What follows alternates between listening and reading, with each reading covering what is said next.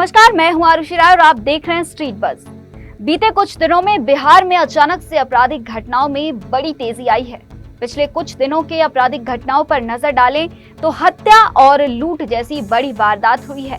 इतना ही नहीं, अपराधियों के हौसले इतने बुलंद हो गए हैं कि वे पुलिस पर हमला करने से गुरेज नहीं कर रहे। सबसे बड़ी बात यह है कि इनमें से कई ऐसी घटनाएं हैं राजधानी पटना और इसके आसपास के इलाकों में जो अंजाम दिए गए हैं। बीते 15 जून को पटना के बिहटा के देवकुली मोड़ स्थित एक्सिस बैंक की शाखा से अपराधियों ने दिन दहाड़े 17 लाख रुपए लूट लिए। इसके अलावा कैश काउंटर की कतार में खड़े ग्राहक गणेश चौधरी से 41,000 और एक माइक्रो फाइनेंस कंपनी के कर्मी से 1,45,000 भी छीन लिए। 3 जून को पटना के बिहटा मनेर रोड स्थित उत्कर्ष स्मॉल फाइनेंस बैंक में अपराधियों ने हथियार के बल पर दिन दहाड़े एक बड़ी लूट की घटना को अंजाम दिया है। 14 लाख कैश लेकर अपराधी वहां से हथियार लहराते हुए फरार हो गए। इसी तरह से राजधानी पटना में भी अपराधियों ने कई लोगों को गोली मारकर हत्या कर दी। औरंगाबाद के नवीनगर में 16 वर्ष की लड़की का अपहरण हुआ। वहीं 3 दिनों बाद उस 16 वर्षीय छात्रा का शव इंद्रपुरी सोन बाजार से बरामद किया गया। गायब छात्रा की मां ने 2 दिन पहले ही नवीनगर थाना में अपनी बेटी की गुमशुदगी का मामला दर्ज कराया था। गोपालगंज जिले में बेखौफ अपराधियों ने पुलिस जवान की पिस्टल छीनकर उसी पिस्टल से जवान को ही गोली मार दी। घटना को मीरगंज थाने के सबेया गांव में अपराधियों ने अंजाम दिया। घटना के बाद पुलिस जवान का पिस्टल लूटकर अपराधी फरार हो गए।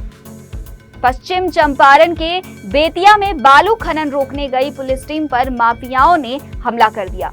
इस दौरान तलवार से हमला कर माफियाओं ने दारोगा की उंगली काट डाली। ऐसी अनेक घटनाएं प्रदेश के अन्य जिलों में अपराधियों द्वारा अंजाम दी गई हैं। इन सब के बीच मुजफ्फरपुर जिले से ऐसी घटना सामने आई है जहां बीते दिनों शेल्टर होम में हुए घटना की याद ताजा कर दी। जिले में नौकरी के नाम पर लड़कियों का यौन शोषण किए जाने का मामला सामने आया है, जिसमें पीड़िताओं की ओर से पुलिस की कार्यशैली पर भी सवाल उठाया गया है। इधर बिहार में बढ़ रहे आपराधिक घटनाओं को लेकर सियासत शुरू हो गई है।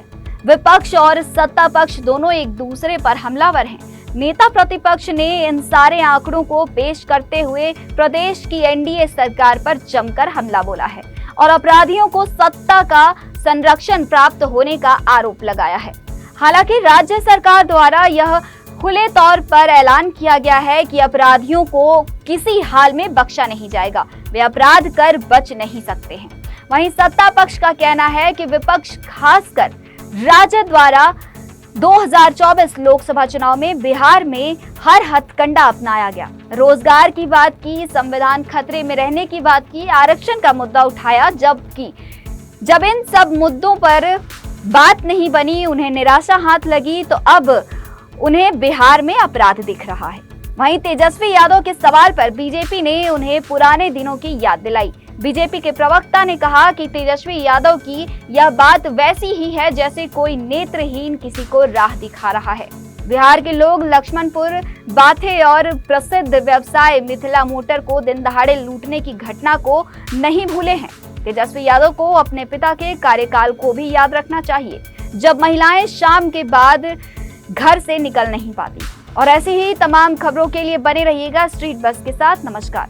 और अगर अब तक आपने हमारा YouTube चैनल सब्सक्राइब नहीं किया तो सब्सक्राइब करें हमारे चैनल स्ट्रीट बज़ को, और हाँ, बेल आइकन दबाना ना भूलें।